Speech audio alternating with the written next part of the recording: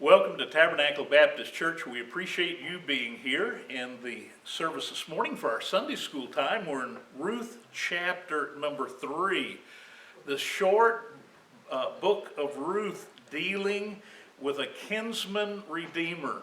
And I want you to see how the entrance of Boaz into the picture and his dealings with Ruth have changed Naomi. We've gotten to chapter number 3, and we've seen that whereas Naomi had nothing, as she proclaimed, as Ruth was following her back into Bethlehem, she said, "Don't call me Naomi anymore, call me Mara, for the Almighty hath dealt with me bitterly, or dealt bitterly with me. I went out full, and the Lord brought me home again empty." Well, we've known that preachers in the past have talked about what happens when we leave the things of God and go into a place that is outside of God's will, and how we can lose a lot of things. Especially if we're talking about staying in the house of bread, that's what Bethlehem means, and asking for God's help, or going out into the world, a picture of Moab, and losing a testimony, and how important that testimony is. But as chapter 2 unfolds, and we find that as the hap, as the Bible says, of Ruth was, she went from field to field and ended up in Boaz's field. And as just so happened, Boaz came along and wanted to know who Ruth was, and Boaz knew and had heard of the testimony she had, that even though Naomi was pitiful and she was mourning because she said she came back empty, she had nothing, Ruth, despite everything, was a joyful laborer, and she had a testimony of serving the Lord, and Boaz had heard of that, and Boaz actually met with her and said, "Don't go into any other fields. You're a kinsman. You stay here. You're part of my family, and we'll take care of you. And I've had the young men, they're going to watch over you. And when it's time to drink water, you come and share the water with the young ladies. And when it's time to sit down," well, actually, when he talked about joining the workers for a meal, it was after she had approached to him and said, "What have I done to deserve this kindness from you? I'm just a stranger." And I think that moved Boaz's heart to say, "Well, I'll tell you what, not only do that, you come sit down at the table when we eat. There's no need for you to go and find something else to eat when you can come sit down at my table." All of these things in chapter 3, after coming home with all that she had come home with her apron filled, and I say apron because that's the Bible calls it a veil, but whether it was a piece of cloth that was chocked full of enough grain not only to have and to use, but to share with others. And Naomi says, "Where were you?" And he said, "Well, you told me to stay in Boaz's field. This is what Boaz did for me. He told the men to lay down handfuls on purpose if I followed them." And it was pretty evident that if I got behind one of the men trying to glean, that he would put down a handful of purpose, and there'd be grain that'd be lying there. And Naomi got a little bit excited. So that by the time we get to chapter 3, Naomi says, now, and notice here how the attitude changed. She comes back empty, she has nothing. But in chapter 3, then Naomi, her mother-in-law, said unto her, "My daughter, shall I not seek rest for thee, that it may be well with thee?" Now, she's gone from pouting about herself, and isn't that what happens when we think about us and all the things that we have to deal with? We start pouting, and we start singing that famous song, "Nobody loves me, everybody hates me, I think I'll go eat worms." You know, and we don't need to do that. When we think about ourselves, we lose the opportunity to minister to others. But there was something coming back into Naomi's heart and life, and that was joy.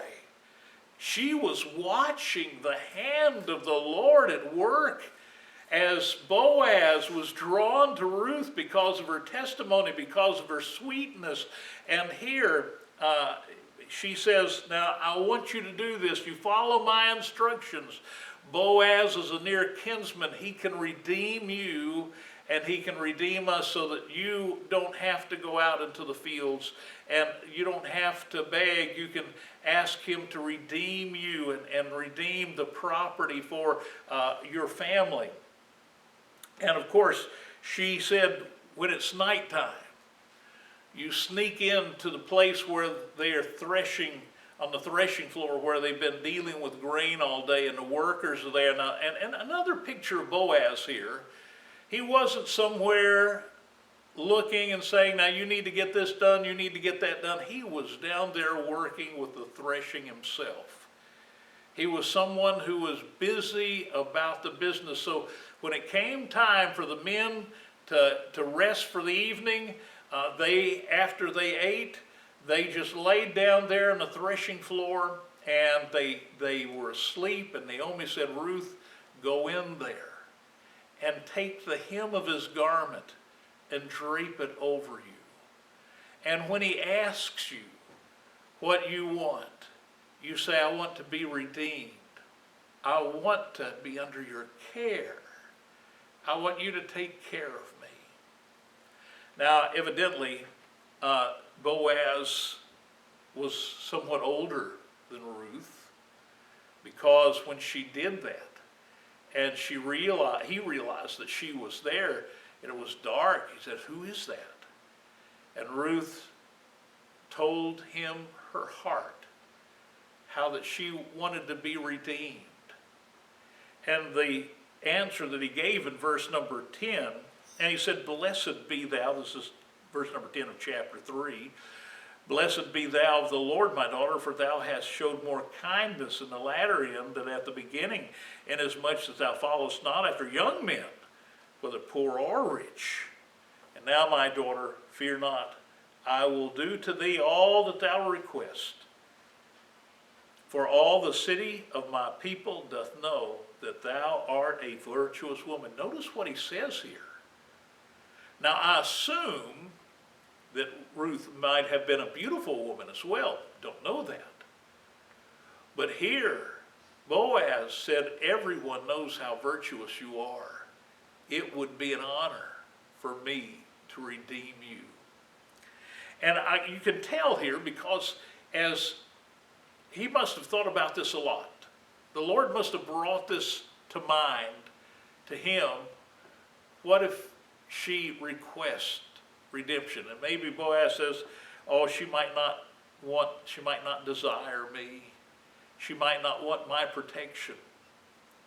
But here he says, tarry this night, and it shall be in the morning, that if he will, let me go back to verse number 12. It says, and now it is true that I am a near kinsman, howbeit there is a kinsman nearer than I. Tarry this night, and it shall be in the morning, that if he will perform unto thee the part of a kinsman, well, let him do the kinsman part.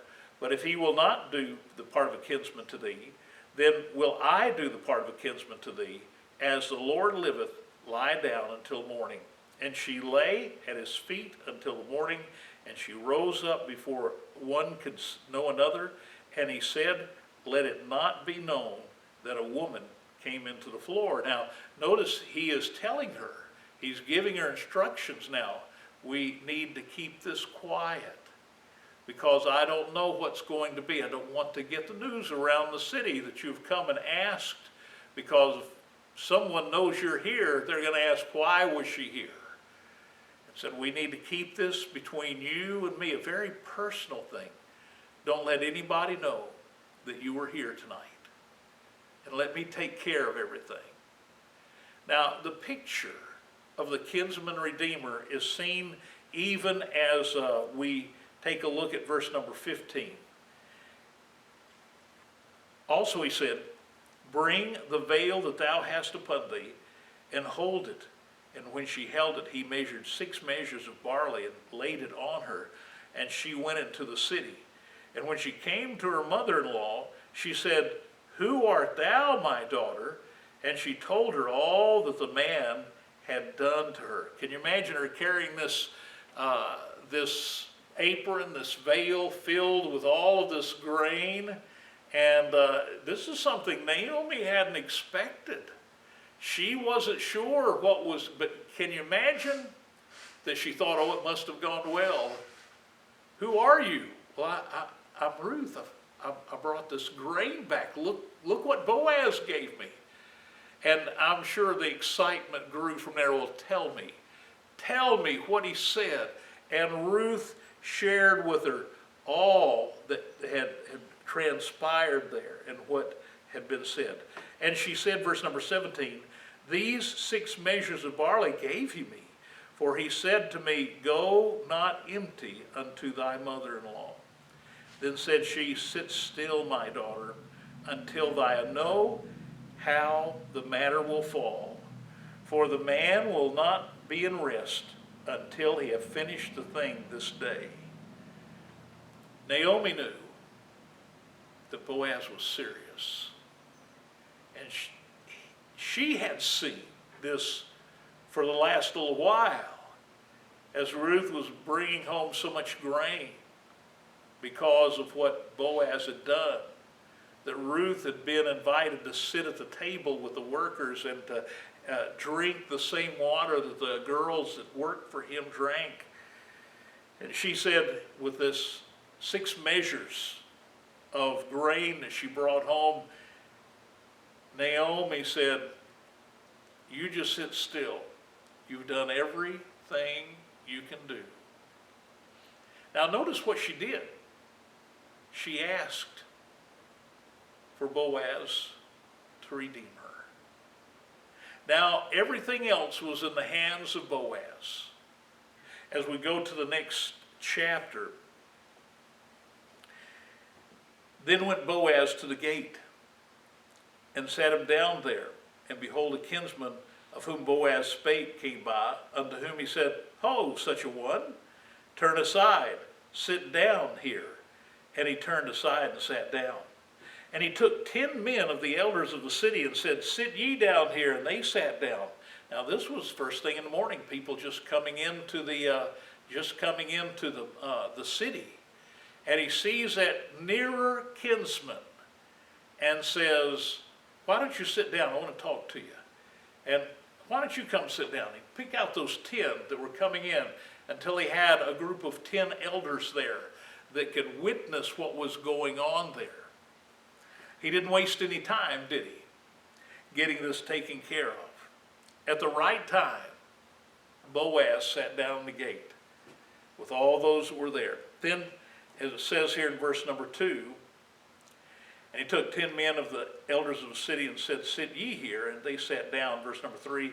And he said unto the kinsman, Naomi, that is come again out of the country of Moab, selleth her parcel of land, which was our brother Elimelech's. And I thought it to advise thee, saying, buy it before the inhabitants and before the elders of my people. If thou wilt redeem it, redeem it. But if thou wilt not redeem it, then tell me that I may know, and there is none to redeem it beside thee, and I am after thee. And he said, I will redeem it. Now I want to go back to something that Boaz said as he was talking to Ruth, as they were talking about this idea about the kinsman redeemer.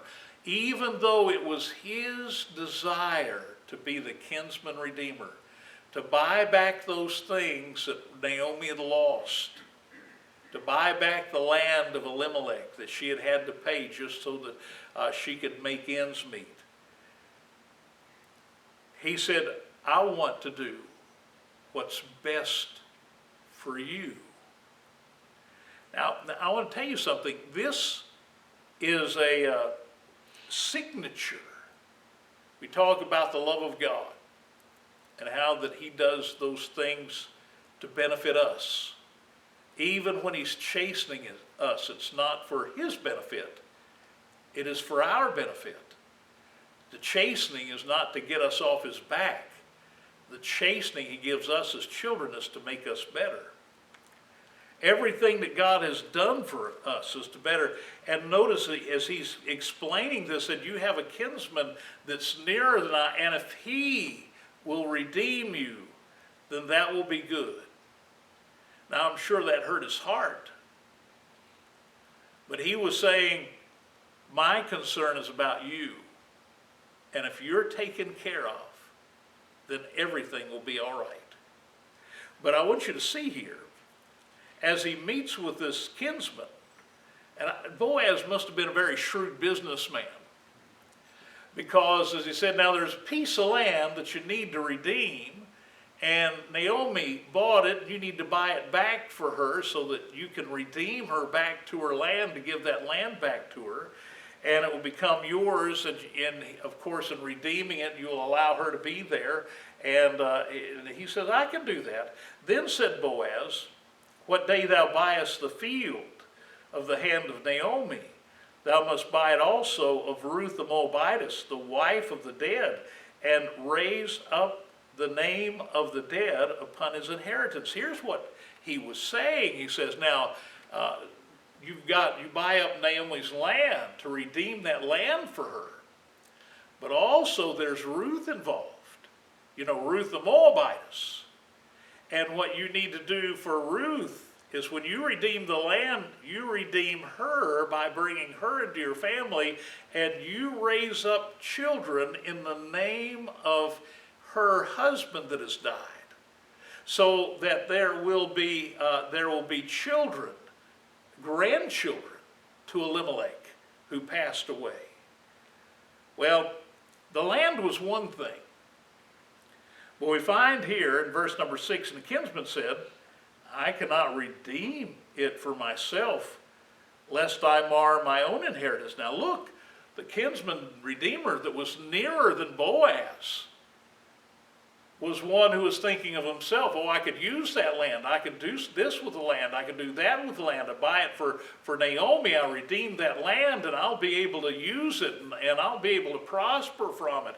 But to do something for the family of Ruth, for the dead husband to bring up children in the name of the dead husband, he said, that's going to mar my inheritance. What about the children I already have? If I buy this, it's going to be the children I raise for Ruth's dead husband that's going to get the advantage of this land. I'll mar my own inheritance. I'm not going to raise children in the name or for the name of someone else to raise an inheritance for someone else. I've got my own business to think of.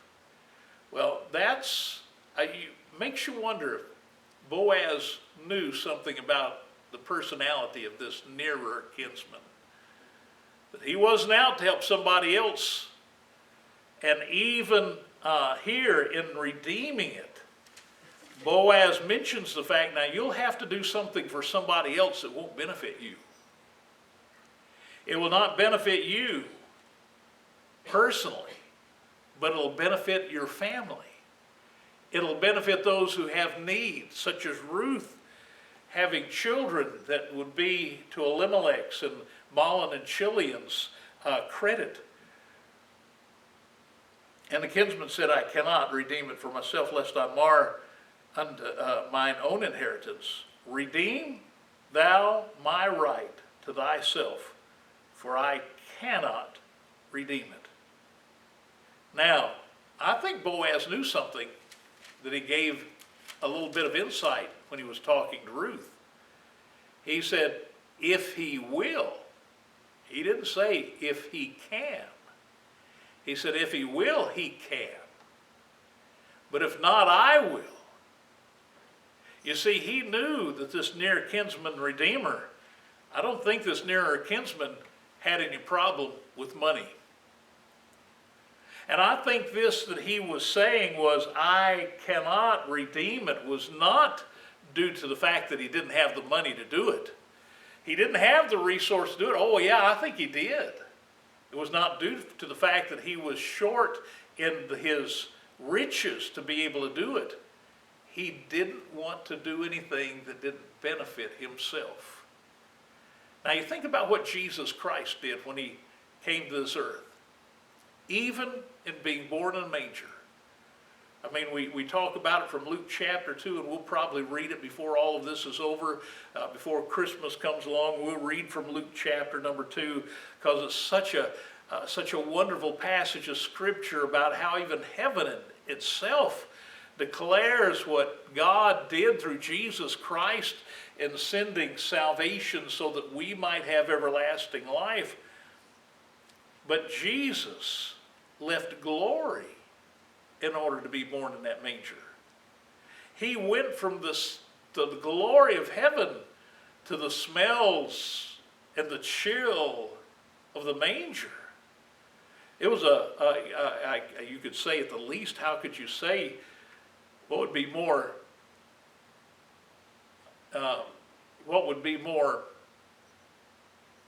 visible in our sight than to compare the vast difference between heaven and being born in a stable.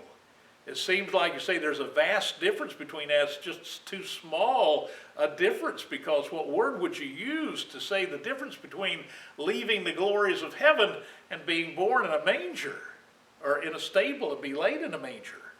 And not only that, as I understand it, swaddling clothes were the sheets or the cloth that was used to wipe down a horse. I mean, we're not talking about the fine linens of a palace. Everything that Jesus did, even from his birth, was in order that we might have everlasting life. He was born in a stable and placed in a manger so the shepherds could get there. Even being born in Bethlehem and laid in a manger, it was so that others could come and worship him. When we think of Boaz here, Boaz knows that this nearer kinsman, he's not even named here. Isn't that interesting? I wonder if that's to protect the guilty. It'd be terrible to have that fellow's name down here, knowing that he would have to give up the opportunity to be a blessing to others because of his selfishness. But at any rate, he said, "For I cannot redeem it." Now this was a manner in former time of Israel concerning the redeeming and concerning changing. For to confirm all things, a man plucked off his shoe and gave it to his neighbor, and this was a testimony in Israel. There was something that this man was going to have to do, this nearer kinsman, to make sure that everybody knew that this was a legitimate contract. A contract made between this nearer kinsman and Boaz to show that there was no doubt. Have you ever heard someone say, "Oh, I promised to do that," and then a little bit later said, "Oh, I didn't know all the details of that. I didn't know everything that was involved," and they tried to go back on what they had promised to do because they say, "Well, I just didn't know it was going to be hard. I didn't know." But here, this man was going to have to do two things. He was going to have to take off one of his shoes and give it to Boaz as a testimony that he relinquished the opportunity to redeem it, and he would have to walk all the way back home, or wherever he'd have to walk to get another shoe. He'd have to walk with one shoe off and one shoe on. And Boaz would be left with the shoe that this nearer kinsman would have as a testimony that said, he can't say he didn't know what he was saying. He took off his shoe and gave it to me. It's one thing to give your word and maybe turn around later and say, "Well, I didn't know about what I was doing. I want to take back, maybe I didn't even understand what was going on." But if you take off your shoe and you're going to give it to somebody, you're pretty sure about what's going to happen, that's going to be something that's going to be a testimony. I don't remember who it was that preached the sermon about the shoe on the mantle at Boaz's house, and how that they probably took that shoe and they mounted it on the wall there over the fireplace, like some people have rifles and swords and some pictures, but they had a shoe over that fireplace because this nearer kinsman had made it possible for Boaz to come to the aid of Ruth and Naomi. Not just Ruth now, remember, Boaz was concerned about Ruth's mother-in-law, even saying, "Don't leave the field, don't leave here without taking something home to your mother-in-law so that she'll have something. And as Ruth came in and said, this is for you, and told her everything that was done, and Boaz meets with this near kinsman, and now there are 10 men that bear witness to the fact that this near kinsman has taken off his shoe and giving it to Boaz, so that there would be a testimony, that there would be no question that this man had said, Boaz, you redeem Naomi and her land. You redeem Ruth. He said, I cannot do it. And even though we think it's probably more like he would not do it, Boaz was not only willing, he was joyful at the opportunity, because he realized it would not only mean security for Naomi, but it would mean a family for Ruth. And he would have the great opportunity to redeem her and to raise children in the name of Mahlon and Chilion, and Elimelech especially. And Boaz said unto the elders and unto the people, ye are witnesses this day that I have bought all of what that was Elimelech's, and all that was Chilion's and Mahlon's, and at the hand of Naomi. So here we find that Boaz says, okay, I've got in charge everything here. I am buying, I'm redeeming it so Naomi will not have to worry about the rest of her life. Redeeming it so Ruth won't have to worry about her life, and I'll take care of her. It says here in verse number 10, moreover, Ruth the Moabitess, the house of Mahlon, have I purchased to my wife, to raise up the name of the dead upon his inheritance, that the name of the dead be not cut off from among his brethren, and from the gate of his place. Ye are witnesses this day. You know what this meant? This meant that though Mahlon and Chilion were childless, Mahlon would have the posthumous honor of having children brought into the world to his name. And this was because of what Boaz did for Naomi's land and to redeem Ruth into his family. And do you notice here the joy that he seems to have, and being able to do something for somebody else, to be able to fulfill Naomi's thoughts of having grandchildren. And Naomi would, kind of in a roundabout way, but here Mahlon, Ruth's late husband, would be named as the father. The children that would be born to Boaz, and it's interesting, the children were given to Mahlon's inheritance, but we'll find in the Bible that Boaz is still named as the one who redeemed Ruth. And Boaz would be the one who would bring into being, and these children would be dedicated to the honor and the memory of Mahlon. Children that would be in the lineage of the Lord Jesus Christ. And we'll get to that just a little bit later, but we'll stop there for the time being, and we'll continue this, Lord willing, next week.